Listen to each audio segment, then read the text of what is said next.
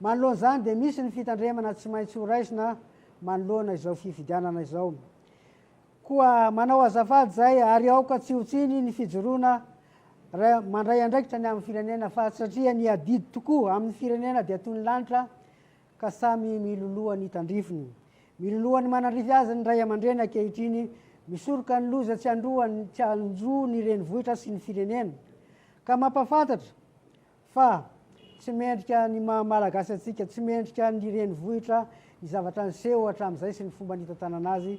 Mila olo-baovao isika, mila olona mbola madio, mila olona manaja atsika, mila olona say hijoro amin'ny fahamarinana sy hiady ho an'ny rariny, ary vonona ny ampivoatra ny tanàna ty ampitiavana sakitspo mba hahatonga ny renivohitra ho tena renivohitra mendrika ny asina maha-malagasy sy ny asiny Madagasikara, ary voninahitry ny entoko ihany koa amin'ny maha izy tompon'ny vohitra.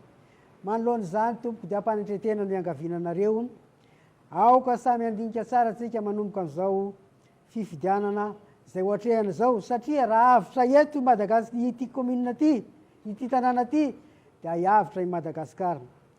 Hijery ny olona nanaja atsika itsika. Manoloana zay fanajana zay indrindra dia nisy kandida anankiray tamin'ny maro tonga nandretry tena nanaja ny herina, nanaja ny ray aman-dreny, nanaja ny vahoaka rehetra eto arivo.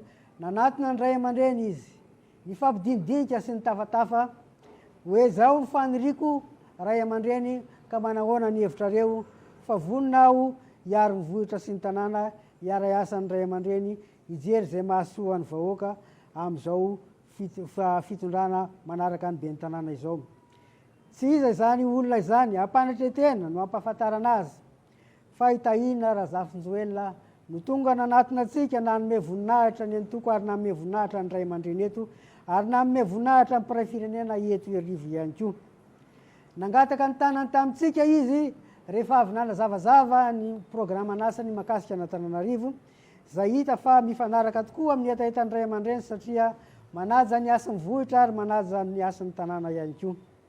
Koa dia ampanetretena no anoloranay azy atsika rehetra fa io tahina Razafinjoelina mangataka ny tanatsika izy mba ho tonga amin'izany toerana zany ahafahana manavitra ny Madagasikara sy ty renivohim-pirenena ity, mba tonga ty renivohim-pirenena ity ho renivohitra mendrika ny asina maha-malagasy ary ho voninahitry arivo ihany koa.